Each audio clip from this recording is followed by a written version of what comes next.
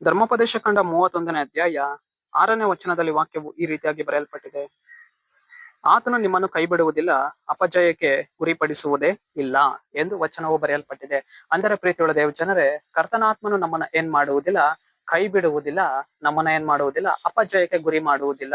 ಆತನು ನಮ್ಮ ಜೊತೆಗಾರನಾಗಿ ಇರುವುದರಿಂದ ನಮ್ಮ ಜೀವಿತದಲ್ಲಿ ಹೋರಾಡಿಕೊಂಡಿರುವಂತಹ ಎಲ್ಲ ವಿಧವಾದ ಅಪಜಯಗಳನ್ನ ದೇವರು ಏನ್ ಮಾಡುವವರಾಗಿದ್ದಾರೆ, ತೆಗೆದುಹಾಕುವವರಾಗಿದ್ದಾರೆ, ನೀಗಿಸಿ ಬಿಡುವವರಾಗಿದ್ದಾರೆ. ನಮ್ಮ ಜೀವಿತದಲ್ಲಿ ಆತನು ಜಯ ಧ್ವಜವಾಗಿದ್ದುಕೊಂಡು ಕ್ರಿಯೆ ಮಾಡುವವನಾಗಿದ್ದಾನೆ.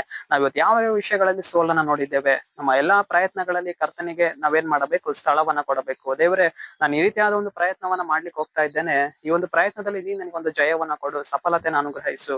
ದೇವರೇ, ನಾನು ಹೊಸ ಕೆಲಸದಲ್ಲಿ ನಾನು ನಡೆದು ಹೋಗ್ತಾ ಇದ್ದೇನೆ, ಸೇವೆ ಕಾರ್ಯದಲ್ಲಿ ನಾನು ನಡೆದು ಹೋಗ್ತಾ ಇದ್ದೇನೆ, ನನಗೊಂದು ಜಯವನ್ನ ಕೊಡು ಸ್ವಾಮಿ ಎಂದು ಹೇಳುವಾಗ ಕರ್ತನಾತ್ಮನು ನಮ್ಮ ಸಂಗಡಿಗನಾಗಿ ಬಂದು ಆತನು ನಮ್ಗೆ ಏನ್ ಮಾಡುವವನಾಗಿದ್ದಾನೆ, ಜಯ ಕೊಡುವವನಾಗಿದ್ದಾನೆ. ಪ್ರೀತಿಯುಳ್ಳ ದೇವ ಜನರೇ, ದಾವಿದನ ಸಂಗಡ ಇದ್ದಂತಹ ದೇವರು, ಮೋಶೆಯೊಂದಿಗೆ ಇದ್ದಂತಹ ದೇವರು, ಯೌಶವನೊಂದಿಗೆ ಇದ್ದಂತಹ ದೇವರು, ಅವ್ರಿಗೆ ಏನ್ ಮಾಡಿದನು, ದೇವರು ಜಯವನ್ನ ಅನುಗ್ರಹಿಸಿದನು.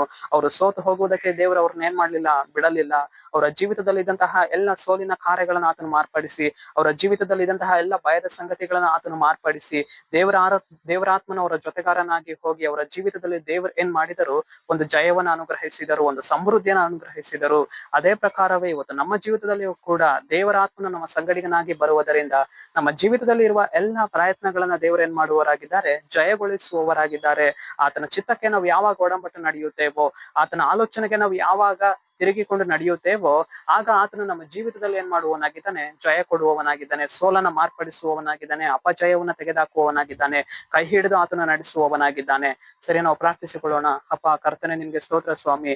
ಈ ಮುಂಜಾನೆ ವೇಳೆಯಲ್ಲಿ ದೇವರೇ, ಈ ವಾಕ್ಯ ಭಾಗ ಸಂದೇಶವನ್ನ ನೋಡುವ ಜನಗಳನ್ನ ಸಂಧಿಸು ಅಪ್ಪ. ನಿನ್ನ ಜನರ ಜೀವಿತದಲ್ಲಿ ನಿನ್ನ ಕಾರ್ಯವನ್ನ ಮಾಡಿ, ನಿನ್ನ ಜನರನ್ನ ಕರ್ತನೆ ಎಲ್ಲ ವಿಧವಾದ ಅಪಜಯದಿಂದ ತಪ್ಪಿಸಿ ಅವ್ರನ್ನ ಕೈ ಹಿಡಿದು ನಡೆಸಿ ಜಯ ಕೊಡುವುದಕ್ಕಾಗಿ ಸ್ತೋತ್ರ. ನಜರೇತಿನ ಯೇಸುವಿನ ನಾಮದಲ್ಲಿ ಕರ್ತನೆ, ಆಮೆನ್.